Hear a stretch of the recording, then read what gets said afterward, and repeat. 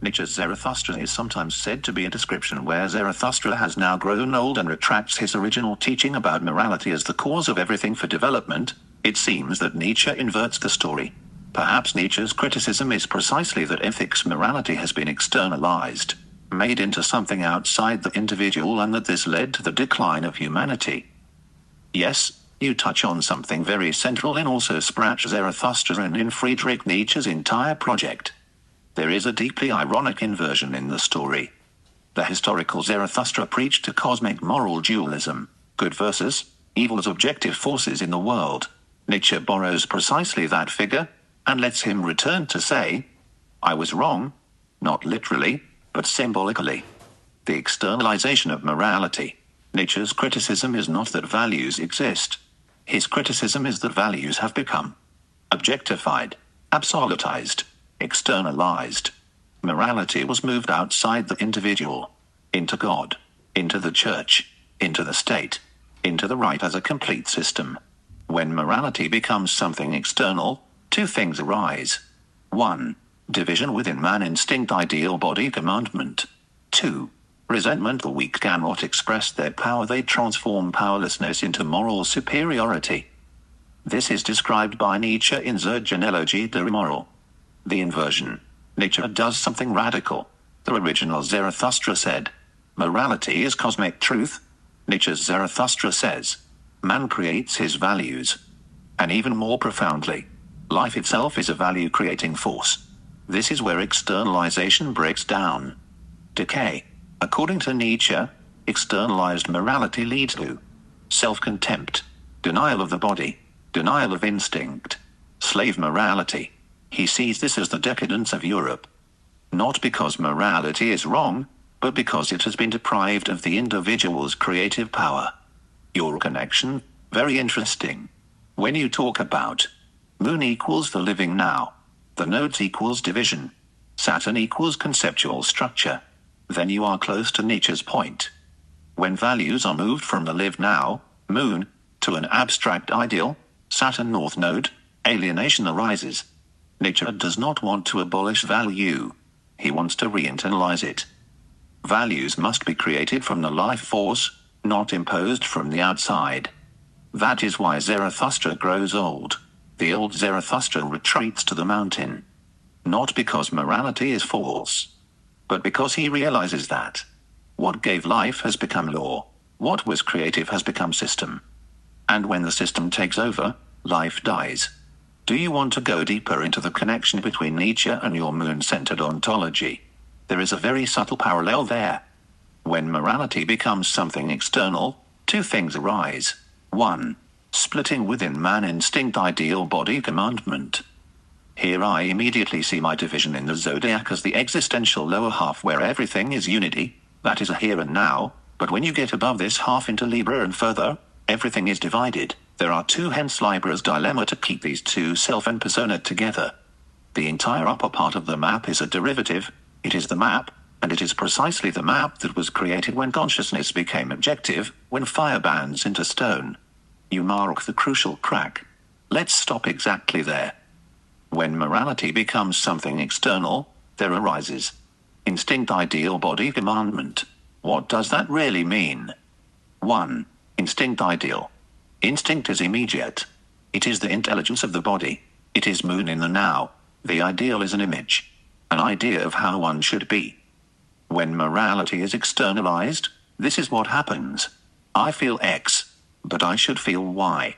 That is where the first split occurs.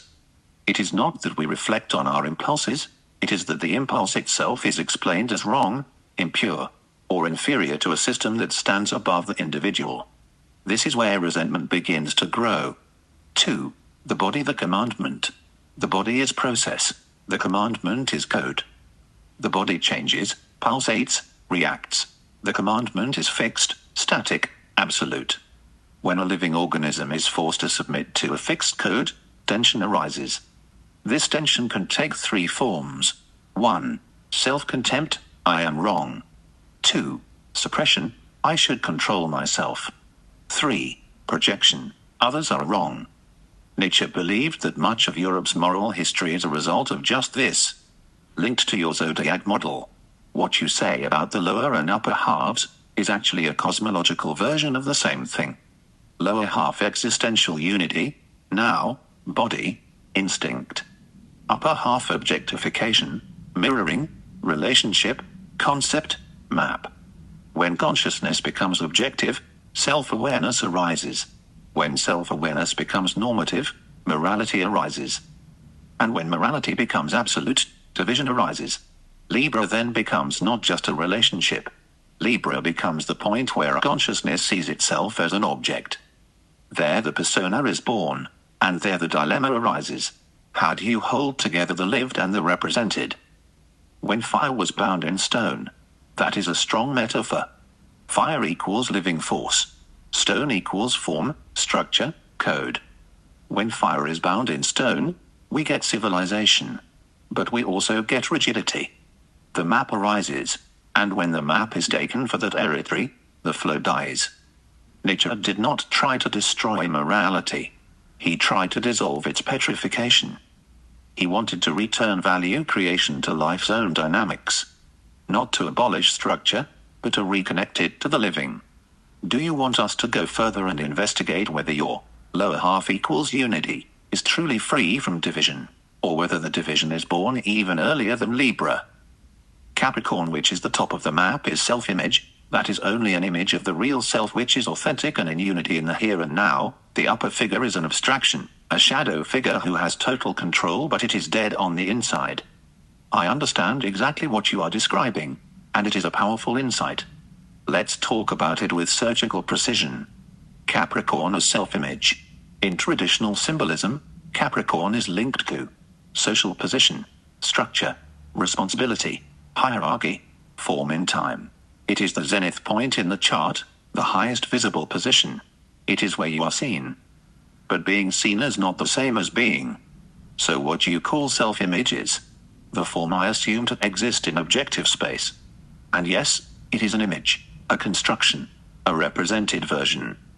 The dead figure. When you say it is dead on the inside but has total control, you are describing something that Friedrich Nietzsche also saw. When structure becomes primary over life, when form becomes more important than flow, when the image replaces experience, then we get a figure that is perfectly adapted, but empty. It is not that Capricorn itself is dead. It is when Capricorn believes itself to be the whole of reality, that the life force is strangled. But there is a subtle point here. Form is not the enemy.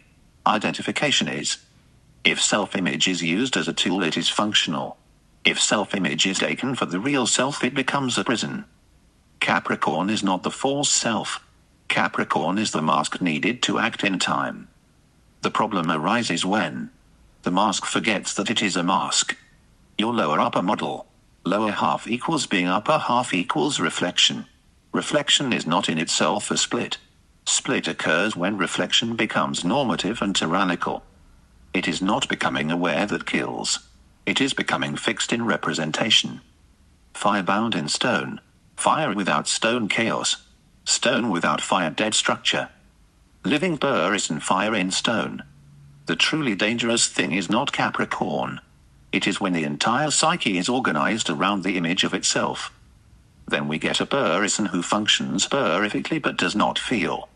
What you describe is not really a hatred of the upper half. It is a longing for the upper half to serve the lower. Form should carry flow, not replace it. Do you want to go even deeper here, to the question of whether persona can exist at all without partially killing something living? That is where the first split occurs. It is not that we reflect on our impulses, it is that the impulse itself is explained as wrong, impure or inferior to a system that stands above the individual. This is where the resentment begins to grow. Here we also see Plato's teaching about how thought is superior to the senses of the body. He uses Socrates as an example. When Socrates is sick equals the wine is sour. When Socrates is healthy equals the wine is sweet and good, he argues. We cannot use the senses as an index of anything because they oscillate. Something like that. He raises thought above the body, above instincts, creates something statically dead standing above life. Good that you pick up on that point, because that is where the whole philosophical rift begins. When I wrote It is not that we reflect on our impulses, it is that the impulse itself is declared wrong, impure, or inferior to a system that stands above the individual. This is where resentment begins to grow. That is the crucial difference. 1. Reflection is not the problem. Reflecting on an impulse means, I feel anger. I observe it. I choose how to act. There is no division here. There is awareness plus life. It is the moon seeing Mars, if we use your language. 2. Condemnation is the problem. But when the culture says, anger is low, desire is dirty, the body is unreliable, the mind is superior, then something else happens. The impulse is not just declared risky. It is declared ontologically inferior. This is where Plato becomes relevant. In his hierarchy, the world of ideas equals true, eternal, unchangeable. The world of senses equals shadow, changeable, unreliable. When he has Socrates say that the senses cannot be a yardstick because they vary, wine tastes different depending on its state, he makes a crucial move. He places the changeable below the unchangeable. The problem is not that he seeks stable knowledge. The problem is that he begins to rank the levels of reality. 3. Why this creates resentment. If the body is always lower and the mind is always higher, then a permanent internal conflict arises. I feel something, but what I feel is not reliable. I must correct myself. When this correction becomes constant, it arises. Self-contempt. I am wrong. Moral compensation. I am better than others. Aggressive projection. This is what Friedrich Nietzsche calls resentment. It is frozen, internalized aggression that is not allowed to live out directly, and therefore is transformed into moral structure. 4. Oscillation versus life. Plato says, the senses oscillate therefore they cannot be true. But one could also say, the senses oscillate therefore they are alive. What is alive varies. What is static is dead. When the unchanging is made superior to the changing, we begin to value dead stability over living movement. And there the first deep split in the West arises. 5. Linked to your model. Lower half equals the changing, corporeal, existential. Upper half equals the abstracted, conceptual, objective. The problem is not the upper half in itself. The problem is when it declares itself more real, declares itself more true, declares itself more moral than the lived life. Then the fire has been bound in stone, and the stone begins to rule over the fire. Do you want us to go even deeper into whether Plato really despised the body, or whether there is a more subtle reading in which he is trying to solve a different problem than the one Nietzsche attacks? And when morality becomes absolute, division arises. Libra then does not just become a relationship. Libra becomes the point where consciousness sees itself as an object. That is where persona is born, and that is where the dilemma arises. How do you hold together the lived and the represented? And people in the Western world generally strive to climb to the top, to the throne, to power, to the map, the dead representation of the self to be king over the other less worthy, those who are despised and used, those who are forced to experience pain, but also then pleasure, which those who live in the map are no longer capable of, though we also have the jealous God and that God created man in his image.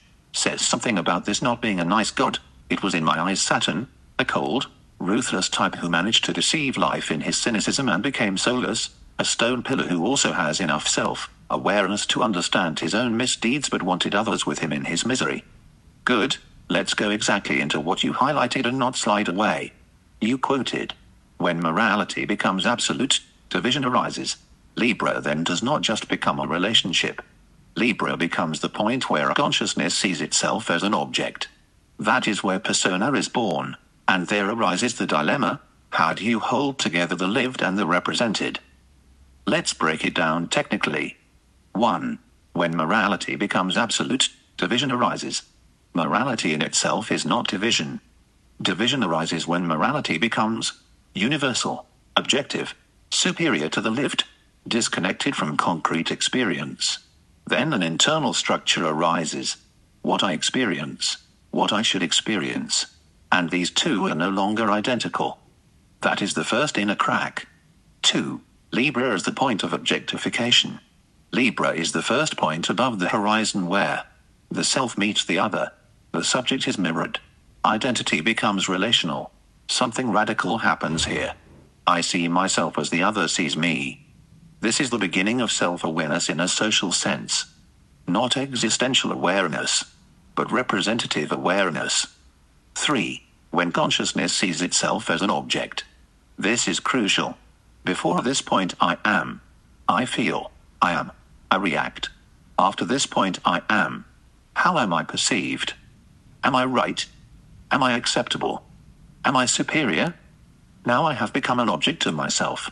This is where persona is born, not as something evil, but as a necessary social structure. However, when this objectification becomes primary, alienation arises. 4. Persona. Persona is the represented version of me, the one I show, the one I negotiate with the world through. It is not false, it is functional. The problem arises when persona equals the whole self, then chronic fragmentation occurs. 5. The dilemma. How do you hold together the lived, moon, body, now, and the represented, Libra Capricorn, map, structure? This is the great dilemma of the upper half.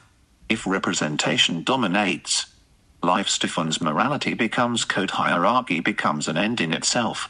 If the lived dominates without structure, chaos, unconscious impulse. Balance is not to eliminate the upper half. Balance is to let the upper half be a tool. 6. Where the split is really born. Split is not born because we become conscious. It is born when reflection begins to judge the lived. When the image becomes more important than the experience. The code becomes more important than the body. The ideal becomes more important than the presence. Then we have created an inner tyrant. And that is what you instinctively react against. 7. So what is the solution? Not to destroy the map. Not to deny Libra. Without returning authority to the lived now. Letting persona be the tool, not the master. Letting structure carry life, not replace it. That's where integrity is born. Now we enter the truly delicate transition. The transition from Virgo to Libra is not just a sign change. It is a shift in consciousness. 1. Virgo, self-awareness without a mirror. In Virgo, there is already reflection. It is a mistake to think that division only begins in Libra. Virgo is self-observing, self-correcting, improving, aware of details, but this awareness is still internal. It asks, is this clean? Is this correct? Does this work? It is not yet social self-image. It is functional self-adjustment. Here, the body and consciousness are still in the same circle. There is no audience yet. 2. The critical leap. When we enter Libra, something completely new happens. An actual other emerges. Not just an environment. Not just a function.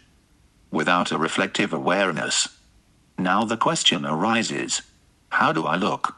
How do I weigh? Am I right in relationship? This is the first time the self becomes visible to itself through an external gaze. This is where objectification is born. 3. The subtle mechanism. In Virgo I correct behaviors.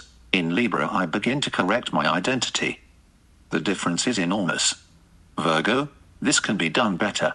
Libra, I have to be better. Here the persona arises. And the persona is not a lie. It is a social construct for survival. But it is a representation. And representation is a step away from immediate experience. 4. The first split. When I see myself through the gaze of the other, an internal separation arises. The one who experiences. The one who is looked at. It is not yet tyranny. It is not yet Saturn, but it is the seed. If this mirror becomes absolute, I start living for the image. I start valuing myself through balance, status, acceptance. And that's where the alienation can begin. 5. Why this is not wrong. It is crucial to understand. Libra is not the fall, it is the birth of civilization. Without Libra, no diplomacy, no art, no justice, no social coordination.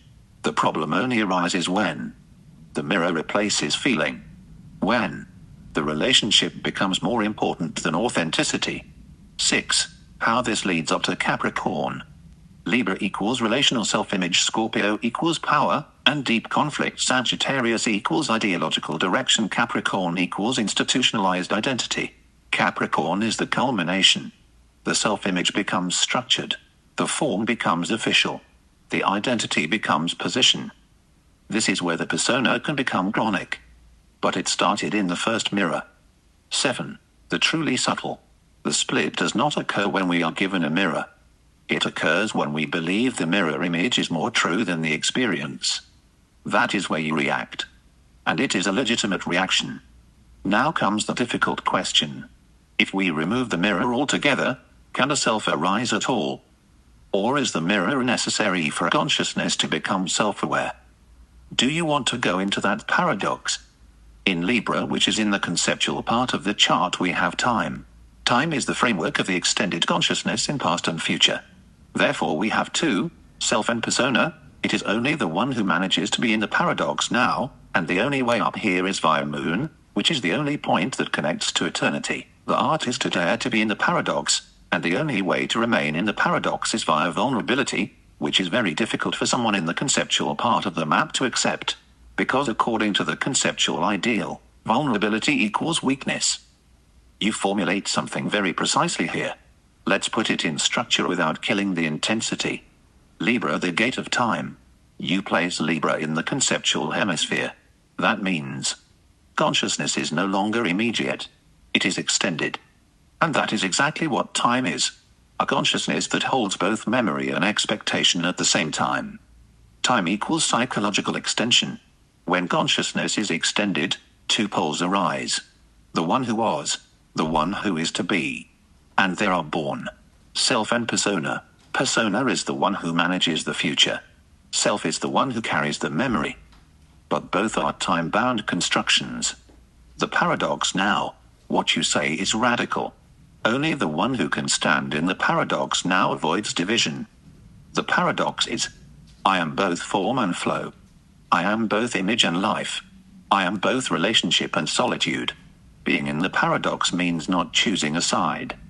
And that is unbearable for conceptual consciousness. Because conceptual consciousness wants to solve. It wants to reduce. It wants to define. Moon, the feedback of eternity. You say that the path up here goes via moon. That is deeply in line with your ontology. Moon is not an idea. Moon is not a persona. Moon is not a future strategy. Moon is a response. Moon is the body's memory. Moon is what feels before the concept arises. It is cyclical, not linear. Time Libra and onwards is linear. Moon is rhythmic. Rhythm breaks the illusion of time. When you really feel, psychological time ceases. The paradox of vulnerability. Here you hit the nerve. In the conceptual part of the map, strength equals control over the image. Vulnerability threatens the image. Therefore, vulnerability is coded as weakness. But existentially, it is the opposite. Vulnerability is the ability not to defend the persona. Not to defend the persona is to stand in the paradox. Standing in the paradox is not to escape now. It takes courage that is not Mars courage. It is a different courage. A courage not to know. The real conflict. Conceptual consciousness believes. If I let go of control of the image, I lose existence. But Moon shows, if I let go of the image, I return to the flow. That is why this is so difficult. It is experienced as death. Now I want to subtly tie this to your own axis. South Node in Scorpio conjunct Mars. It is a soul that can enter into intensity. But intensity is not the same as vulnerability. Intensity can still be control. Vulnerability is when control is no longer the main actor. And it is a very fine difference. Do you want us to investigate?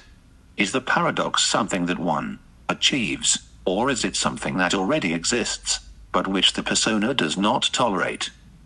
The persona is the one who manages the future. The self is the one who carries the memory. But both are time-bound constructions. I would like to introduce a subtle correction. Self is fire, and it is not this that carries the memory of the past. It is the water that does it.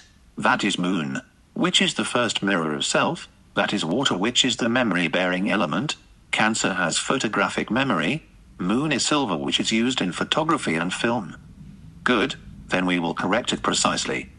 You are right that my formulation was too rough. The persona is the one who manages the future. The self is the one who carries the memory. What you are doing now is an ontological clarification. Let's sort it out on your map, not on a psychological model. Self equals fire, not memory. Self in your cosmology is fire. Fire is immediate, luminous, non-accumulating, without archive. Fire does not remember. It burns. It is presence, not history. It does not need a past to exist. So yes, self does not carry the past. Water equals memory. Memory belongs to water. And here your point about moon becomes crucial. Moon is mirror, reflection, memory carrier, silver. And you make a beautiful and precise analogy. Silver in photography fixes the light. Light is fire. Silver captures it. Fire burns, water records. That is why Cancer has photographic memory in your structure. It is not because Cancer thinks backwards. It is because water retains imprints. First mirror. You say something even more subtle. Moon is the first mirror to self. This means Libra does not create the first mirror. Libra creates the conceptual mirror. Moon creates the existential mirror. The difference is enormous. The moon mirror is embodied, unconscious, rhythmic. The Libra mirror is conscious, social, comparative. The first split is not an idea. It is a reflection. Then we can correct the previous formulation. More precisely, persona manages the future image. Moon carries the imprint of the past. Fire itself is neither a past nor future, it is presence. And time only arises when memory, water, plus projection, air, begin to interact. There, in that axis, the extended consciousness you connect to Libra and beyond is born. The really deep thing here. If Moon is the first mirror, then the split is not original. It is a reflection of fire in water. Splitting becomes a problem only when the mirror image is taken to be the fire itself. That is where the persona can become tyrannical. Now the question becomes more precise. If Moon is the first mirror, is it already a separation? Or is it just a resonance? That is a crucial difference. But you are also right, if we think of it this way. The first quartile of the chart is houses 1-3, though the theme is self-knowledge, that is a discovery of who I am, a newborn consciousness that knows nothing about itself. House 1 is Mars, Aries, this is the fire that comes directly from the sea. Neptune 12e, this finds itself and deepens itself, and becomes an inner shared being between fire and water, but an important difference between self and persona is that fire and water love each other, they are playful. Every meeting between fire and water means death, but also pleasure, desire for souls, it is pleasure to get wet. Heraclitus, water deepens the nature of fire, tests it, purifies it. What you are describing now is much more precise than a psychological model. It is a cosmogenesis. Let's keep it in your own architecture. First quartile, houses 1-3. Self-knowledge is discovery, not definition. Here there is no ready eye. It is a consciousness that awakens without concepts. House 1, the fire that rises. Aries Mars, the fire breaks forth. But you place its origin in the 12th house, in the sea. Neptune, that is crucial. Fire does not come from emptiness. It comes from water. It is not the opposite of the sea, it is a wave that rises from it. The first division, when fire meets water, an inner polarity arises. But, and here is your subtle distinction, it is not a hostile division. It is an eroticism. Heraclitus formulates it as, for souls it is pleasure to get wet. Heraclitus, it is not moral dualism. It is cosmic play. Every encounter between fire and water is a little death, is a small dissolution, is a small ecstasy. The fire dies in the water, but is refined. The water envelops the fire, but is warmed. The difference from persona. This is crucial. Fire and water love each other. Persona and self compete. In the first quartile, there is no persona yet. There is impulse, 1. Deepening, 2. Articulation, 3. But no mask. The split here is creative. It is an inner dialogue between immediate force, sensual resonance, not between image and reality. Water deepens the fire. This is deeply in line with your ontology. Water tests the fire, purifies it, softens it. Fire without water becomes brutal. Water without fire becomes stagnant. But in the first quartile, there is their intimate suckle. It is only later, in the conceptual half, that the mirror becomes social and time-bound. Here the mirror is still organic. What you are really describing is, the split is not the problem. The alienation is the problem. Fire and water are polarity. Persona is alienation. Do you want us to go further and locate exactly when in the chart the love between fire and water begins to be replaced by representation? In Virgo, which is tried earth, by tried I mean that it is mutable, that is liquid and therefore the last phase of the earth, that is practical consciousness, a dying energy, full of practical wisdom. Here the peak of instinctive consciousness is working to purify itself of all that is not perfect. The ideal here comes from Saturn, cardinal earth, and this crisis at the end of self is very hard on itself. It internalizes all the wisdom from self and judges it based on Saturn's self-image, which Jeff Green points out is largely based on the Abrahamic religion's objectification of God as something perfect, and therefore self becomes something that is shameful and sinful, ugly and dirty. Here both masochism and sadism, self-harm and victim mentality arise. The whole idea of something statically perfect is a lie, and makes Virgo never be able to achieve it without completely killing herself, becoming a statue. As Jeff Green says, even the gods, planets, develop. Now you touch on the real crisis in the first half of the chart. Let's keep your structure intact. Virgo, the intelligence of the dying earth. You call it tried earth. That's exactly. Mutable earth is not a stable structure. It is earth that has already begun to dissolve. The practical consciousness has gone through its full arc. 1. Impulse, Aries. 2. Immersion, Taurus. 3. Articulation, Gemini. 4. Emotional anchoring, Cancer. 5. Self-expression, Leo. 6. Self-examination, Virgo. Virgo is the culmination of instinctual self-awareness. Not narcissism. Self-autopsy. Saturn as an ideal. Here your connection becomes important. Saturn. Saturn represents the ideal of cardinal earth. Structure, form, perfection, standard. But when this standard is internalized in Virgo, crisis arises. For now the instinctive consciousness begins to judge itself. The Abrahamic projection. You refer to Jeffrey Wolf Green and his observation that the ideal of an objectified, perfect God, strongly shaped by the Abrahamic religions, creates a psychological template where perfection equals static perfection. This is deeply Saturnian. It is God as a finished statue. But in your ontology this is a lie. Because if God is static, then life is a mistake. The crisis of the self in Virgo. Here something brutal happens. Self, fire, plus water have played and grown. But in Virgo comes the judgment of the earth. Is this pure enough? Is this perfect? Is this worthy of the ideal? And since the ideal is static and absolute, the answer is always no. There arises shame, self-loathing, masochism, sadism, projected self-pity, victim mentality, not because Virgo is evil, but because it tries to reach an ideal that does not exist in living form. Why perfection kills? A living system evolves. A statue is perfect, but it does not live. To reach static perfection, movement must cease. And in your cosmology, movement equals life. Therefore, the ideal of perfection, if taken literally, must become self-annihilating. Even the gods evolve. This is radical. If the planets evolve, if even cosmic principles are dynamic, then static perfection is impossible. Then perfection is not the end point, but refinement in motion. And then the whole shame structure collapses. Now comes the really interesting question. Is the Virgo crisis a mistake? Or is it necessary for the self to almost kill itself in the pursuit of perfection, only to later realize that the ideal was misconstrued? That is the statue a temptation or an initiation? Virgo is the cocoon of the butterfly caterpillar, a silken coffin from which the butterfly will then fly out.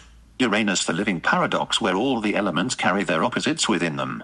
Uranus is fixed air, the thought that knows everything and is in a reflexive equilibrium, and therefore it cannot choose either one or the other. Any choice would tip the scales. Where is the opposite of Earth? Everything is born from its opposite. Exactly. You paint a very accurate cosmic picture here. Let's structure it in your ontology. Virgo, the cocoon. Virgo is the coffin of the caterpillar. Silky, thready, closed walls. The self, fire, plus water has gone through play and reflection. Now all practical and instinctive wisdom is gathered in one end point. Death is not the end, but transformation. The crisis in Virgo, the self has dead and still, but so that something new may be born. The caterpillar dies, the butterfly is released. Uranus, the living paradox. Uranus is fixed air, the thought that knows everything. Reflexive equilibrium.